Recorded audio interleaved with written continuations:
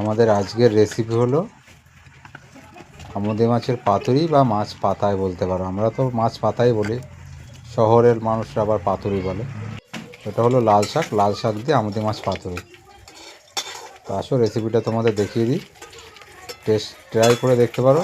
খুব স্বাদের tasty recipe এটা।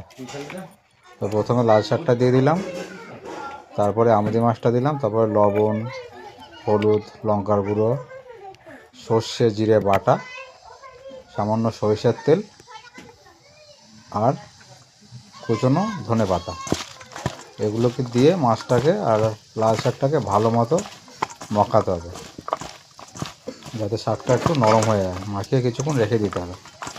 মাখিয়ে মোটামুটি 10-15 মিনিট রেখে দিলে শাকটা একটু নরম হয়ে যায়।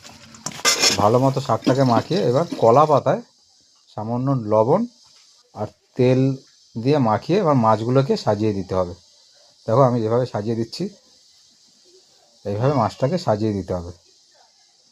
মাছটাকে সাজিয়ে দিয়ে উপর দিয়ে যে শাকটা আমরা মাখিয়েছিলাম মাছের সঙ্গে, মাছের উপর দিয়ে শাকটাকে দিয়ে দেবো। দেখো মাছটা সাজানো হয়ে গেছে, এবার শাকটা দেবো।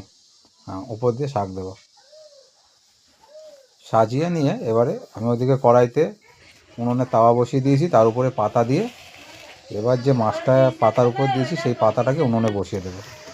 এবার কিছুক্ষণ ঢেকে 10-15 মিনিট রান্না হলে রেডি হয়ে যাবে। দেখো মাছটা উল্টে দিয়েছি, ফুটে উঠেছে। এবার একটা কাজ করতে হবে, মাঝখানে মাছটাকে নামিয়ে উল্টে দিতে হবে।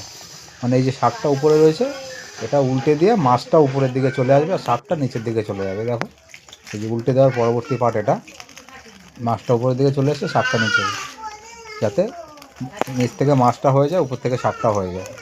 উল্টে দিলাম, উল্টে দিয়ে আবার 4-5 মিনিট রান্না করলে কিন্তু রেডি হয়। দেখো উল্টে দেওয়ার পরে 5-7 মিনিট যাওয়ার পরে দেখো কালারটা পুরো চেঞ্জ হয়ে গেছে, মানে আমাদের মাছটা রেডি, মাছের পাতুরি।